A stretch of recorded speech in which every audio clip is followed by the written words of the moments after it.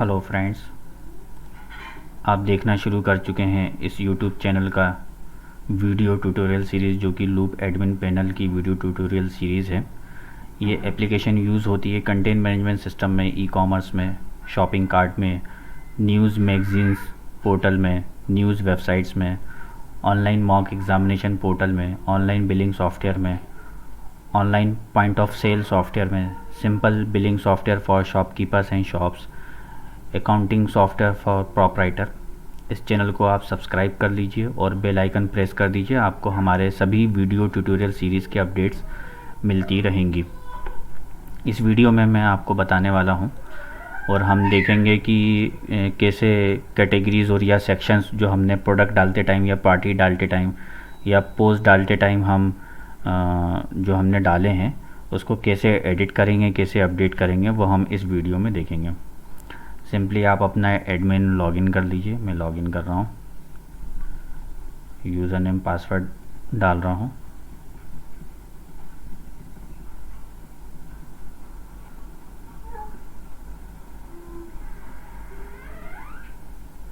ये मैंने user name password डाल के लॉगिन कर लिया।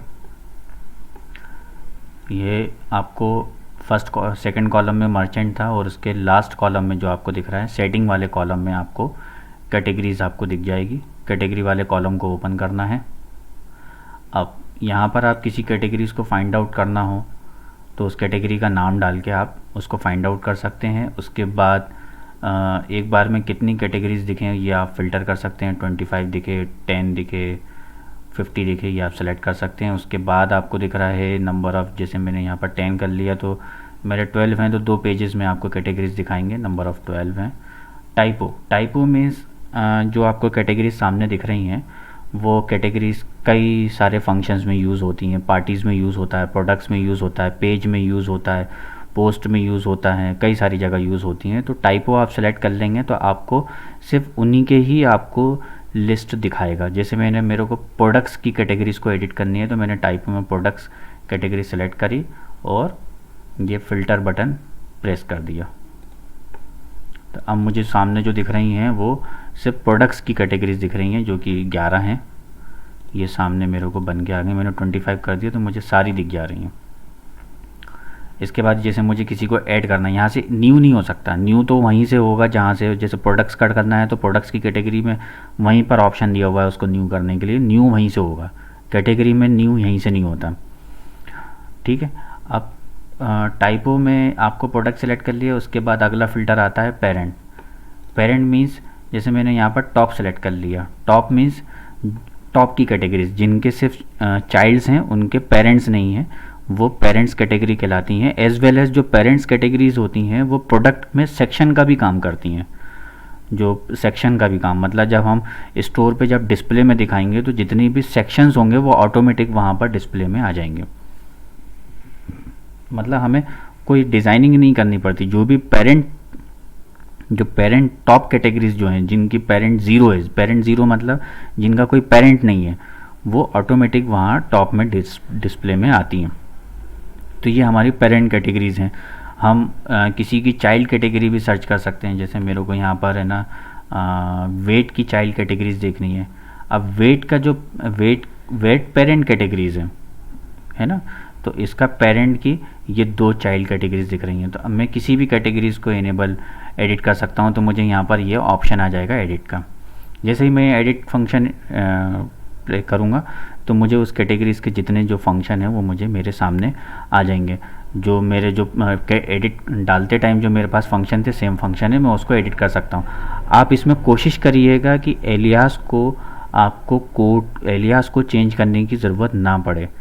बहुत रेयरली इसको चेंज करना है, जब ख़ास तौर से तब अगर आपने सिस्टम बन गया और सिस्टम हमारा यूज़ होना शुरू हो गया और गूगल ने क्रॉलिंग कर ली तो हमें एलियास को चेंज नहीं करना है। क्योंकि अगर हमने एलियास चेंज करा तो हमारा जो कैटेगरी जो इंडेक्स्ड हो चुकी है गूगल में या बिंग सर्च इंजन में या दूसरे सर्च इंजन में, अगर हमारी वो एलियास अगर इंडेक्स्ड हो गई और हमने चेंज कर दिया तो सर्च इंजन की नज़र में वो पेज नॉट फाउंड हो जाएगा। तो जब तक हमारा सिस्टम नॉट इन यूज़ है, नॉट इन क्रॉल्ड है, तब तक आप एलियास चेंज कर सकते हैं। उसके बाद एलियास चेंज को आप रेयरली ही चेंज करेंगे। अगर चेंज करने की ज़रूरत पड़ रही है तो हम एक और न्यू कैटेगरी वहाँ से क्रिएट करके उसको यूज़ कर लेंगे, लेकिन एग्जिस्टिंग को एज इट इज़ रहने देंगे। सिर्फ ऐसा एलियास के केस में है, बाकी आप कुछ भी चेंज करिए, उसका कैटेगरी का टाइटल चेंज करिए, ऑर्डरिंग ऊपर नीचे करना है। ये ऊपर नीचे जो है प्रोडक्ट्स के जब कैटेगरीज डिस्प्ले होती है वहाँ पर A to Z ऑर्डरिंग में ही दिखाता है, बट जब शॉपिंग कार्ट पे जब दिखेगा तो वो इस ऑर्डरिंग को पकड़ेगा। ई कॉमर्स पे जब है ना, वेबसाइट पे या एंड्रॉयड ऐप पे जब दिखेगा तो वो इस ऑर्डर की वैल्यूज़ के अकॉर्डिंग दिखेगा। 1 नंबर पे जो कैटेगरीज होगी वो दिखेगा, 2 नंबर पे जो होगा वो दिखेगा, 3 नंबर पे जो होगा वो दिखेगा। वहाँ पर A to Z ऑर्डर में नहीं दिखेगा। लेकिन अब ये हमने सेव कर दिया। जब हम इसी प्रोडक्ट की ऑर्डरिंग हमें प्रोडक्ट की लिस्ट में भी दिखती है, ये दिख रही है प्रोडक्ट की ऑर्डरिंग 1 2 3 4 किस नंबर पे है। जैसे मैं सेलेक्ट कर लूँ फूड एंड ग्रेन ऑयल, एक सेलेक्ट करा मैंने, तो उसमें 2 कैटेगरीज दिख रही हैं, multi brands 5 kg 10 kg 25 kg 50 kg, loose आटा 5 kg पैकेजिंग, है ना। जैसे देखिए यहाँ पर एक क्लाइंट ने एक मिस्टेक करी है कि उसने नाम के एंड में एक नॉनसेंस स्पेस छोड़ दिया है। नॉनसेंस स्पेस देखिए, आपको ये नॉनसेंस स्पेस दिख रहा है। ऐसा कई बार हमसे स्टार्टिंग में भी छूट सकता है, तो हम ये नॉनसेंस स्पेस नहीं छोड़ेंगे। हम किसी हालत में नॉनसेंस स्पेस नहीं छोड़ेंगे। ये हमारे लिए बैड हैबिट्स होती है, और ये हमारे सर्च इंजन के लिए भी बैड हैबिट्स है, और हमारे लिए ये बाद में दिक्कत कर सकता है। ये हमने सेव कर दिया। ओके, अब जैसा कि मैं यहाँ पर एक चीज़ एक्सप्लेन करना चाहता हूँ, जो हमने कैटेगरीज़ की जो ऑर्डरिंग दी है, वो कैटेगरीज़ की ऑर्डरिंग और पेरेंट्स का जो ये फ़िल्टरेशन है, वो ये फ़िल्टरेशन हमारे आउटपुट में दिखेगा। आउटपुट मतलब जो हमारी वेबसाइट है, एंड्रॉयड ऐप है, आईफोन ऐप है, जो आउटपुट जो हमारा इस वेबसाइट का जो क्लाइंट होगा वो जब दिखेगा, वो उसको उस ऑर्डर में दिखेगा जो आपने यहाँ पर ऑर्डरिंग दी होगी। वहाँ पर A to Z ऑर्डर में नहीं दिखेगा। बट हम यही सब कैटेगरीज जब हम प्रोडक्ट्स में देखेंगे या कहीं और देखेंगे तो वहाँ पर हमें A to Z ऑर्डरिंग में दिखेगा। A to Z ऑर्डरिंग्स में इसलिए कि अगर हमने यहाँ पर 0 to 1 अगर ऑर्डरिंग कर दी कि जो आपने ऑर्डर दी है उसके अकॉर्डिंग आप ढूंढिए, तो आपको यहाँ पर लिस्ट में से उसको ढूंढना डिफ़िकल्ट हो जाएगा। डेट्स वाई यहाँ पर A to Z ऑर्डरिंग ही दी गई है, इट इज़ कंपलसरी। इसको हम चेंज नहीं कर सकते, इसलिए क्योंकि A to Z में ही ढूंढना ज़्यादा आसान है, ना कि जो आपने खुद से जो 0 1, जैसे आप आउटपुट में जो दिखेगा ग्रॉसरी एंड किराना 1 नंबर पे आप दिखाओगे, लेकिन A to Z में वो 1 नंबर पे नहीं आ रहा है, यहाँ पर 2 नंबर पे आ रहा है। या आपने कहा कि वेजिटेबल एंड फ्रूट्स जो है 1 नंबर पे दिखे, बट ऑर्डरिंग में तो वो हमेशा लास्ट में आएगा। तो लेकिन जब आप यहाँ पर कैटेगरीज जब सेलेक्ट करने के लिए जब आप ढूंढेंगे, लिस्ट ऑफ में से जब कैटेगरीज ढूंढेंगे, तो आपके लिए काफ़ी डिफ़िकल्ट हो जाएगा उसको ढूंढना और उसको सर्च करना। डेट्स वाई यहाँ A to Z ऑर्डरिंग में दिखेगा, लेकिन जब हमारी वेबसाइट पे दिखेगा या हमारी एंड्रॉयड ऐप पे दिखेगा तो वहाँ पर ऑर्डर्ड बाय ऑर्डरिंग ही दिखेगा। जो आपने ऑर्डर दी होगी 0 1 2 3 4 5 उसी ऑर्डर को फॉलो करते हुए दिखेगा, वहाँ A to Z ऑर्डर में नहीं दिखेगा। तो आउटपुट का हमें ऑर्डरिंग क्या रखनी है, उसके लिए ऑर्डरिंग कॉलम बनाया है। और हमें सेलेक्ट करते से जो ये नंबर दिखता है, इससे आपको कोई लेना देना नहीं है, ये सिस्टम यूज़ के लिए है। जो सॉफ्टवेयर है वो यूज़ कर रहा है इस चीज़ को, तो सिस्टम यूज़ के लिए है, तो आप इसको इस नंबर से आपका कोई लेना देना नहीं है, कोई वास्ता नहीं है। ये तो जब अगर कोई प्रॉब्लम आती है या कोई एरर फाइंड आउट होती है तो मैं आपसे ये नंबर इस कोड में, इस बॉक्स में क्या लिखा है वो नंबर कभी कभी मैं आपसे पूछ सकता हूँ कि किस सेक्शन और कैटेगरी में एरर आ रही है, तो मैं उस पर्टिकुलर एरर को फाइंड आउट करना ईजी हो जाएगा। इसके लिए ये मैंने यहाँ पर डिस्प्ले पे करके रखा हुआ है, ज़रूरी नहीं है।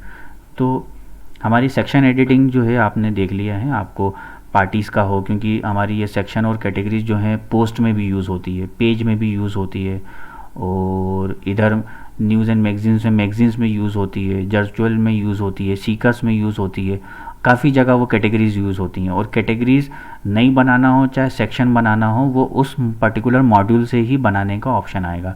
प्रोडक्ट्स की कैटेगरीज बनाने के लिए प्रोडक्ट से ही ऑप्शन आएगा, पार्टीज़ की कैटेगरीज बनाने के लिए पार्टी से ही आएगा।